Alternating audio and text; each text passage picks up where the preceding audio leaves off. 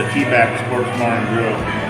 We came on George's Texpina review off of his video, so we came to try it out. We're getting ready with them, and so we saw it on there, and we had to come over here today and Angelic for an appointment, so we came on over to try it out. So we'll let you know how it goes.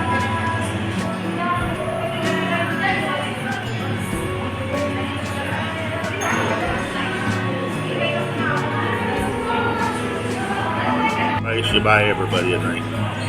Really? That's worldwide for every bar you ever been in.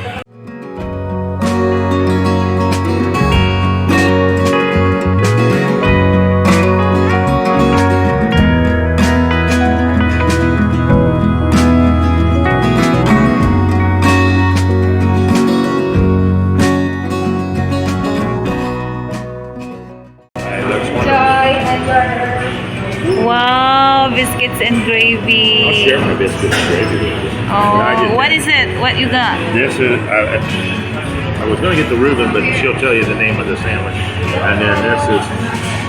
Ano the name ng sandwich? Biscuits and gravy. No, isa yung yan. Mofoleta. Mofoleta. Mofoleta. Mofoleta. With beef. Oh, tingnan nyo sa akin, guys. Oh my goodness. Allah. What? Oh my God, that's a lot. I think I will let Charles eat my food. With biscuits and gravy. What is that? Oh my God. It's so big.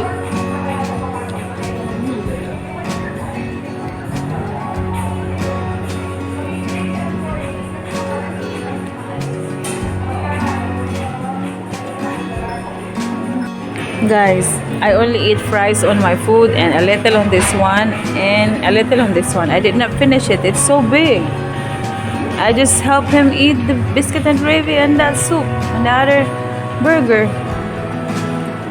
So I'm gonna take out this one. It's delicious.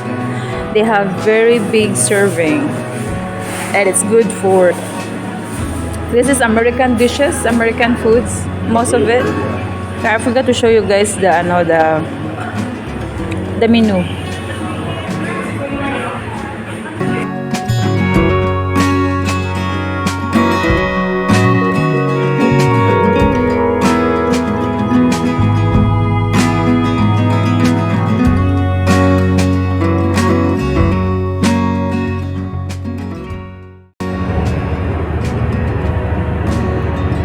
So we're heading home now, guys, to Bataan, and that restaurant is very nice. We love it. Charles, you love it, right? Very, very good. Yeah, very good. And we will be planning to go back there.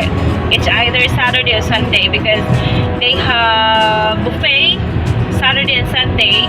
Saturday will be a barbecue buffet and Sunday is a brunch.